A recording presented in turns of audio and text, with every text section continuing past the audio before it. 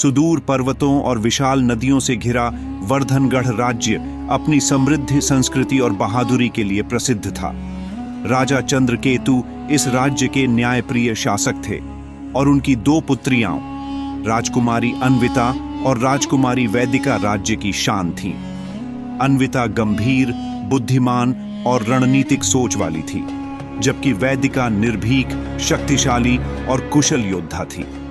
एक दिन जब पूरा राज्य बसंत उत्सव की तैयारियों में व्यस्त था, एक संदेशवाहक हाँफते हुए राजदरबार में पहुंचा।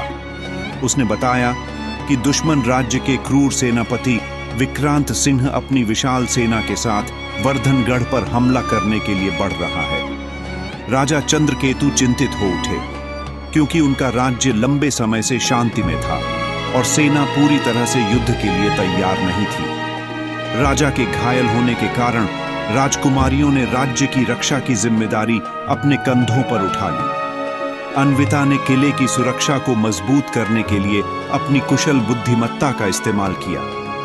उसने महल की दीवारों को और ऊंचा करवाया, किले के गुप्त मार्गों को बंद करवा दिया और जल स्रोतों पर पहरा बढ़वा दिया ताकि कोई जहर न मिला सके। उधर वैदिका ने अपनी सेना को तैयार किया। उसने सैनिकों को विशेष युद्ध प्रशिक्षण दिया और खुद भी तलवार लेकर मैदान में उतरी। उसकी बहादुरी देखकर सैनिकों का आत्मविश्वास बढ़ा और वे दुश्मन का सामना करने के लिए पूरी तरह तैयार हो गए।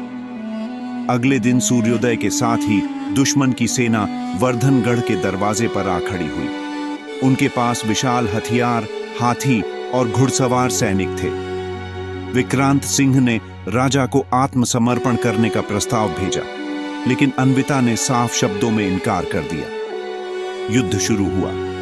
वैदिका खुद सेना का नेतृत्व करते हुए रणभूमि में कूदी। उसकी तलवार बिजली की तरह चमक रही थी और एक के बाद एक दुश्मन सैनिक जमीन पर गिरते जा रहे थे। उसकी बहादुरी देखकर वर्धनगढ़ के सैनिकों का जोश और बढ़ गया। दूसरी ओर अन्विता ने किले की सुरक्षा में तैनात सैनिकों को इस तरह संगठित किया कि शत्रु दीवारें पार नहीं कर सके। जब दुश्मन सेना पूरी ताकत से हमला कर रही थी, तभी अन्विता को एक गुप्त सूचना मिली कि विक्रांत सिंह की सेना के लिए रसद, खाद्य सामग्री और पानी पास के एक शिविर में रखी गई है। उसने तुरंत अपने सबसे भरोसेमंद सैनिकों को उस शिविर पर हमला करने का आदेश दिया।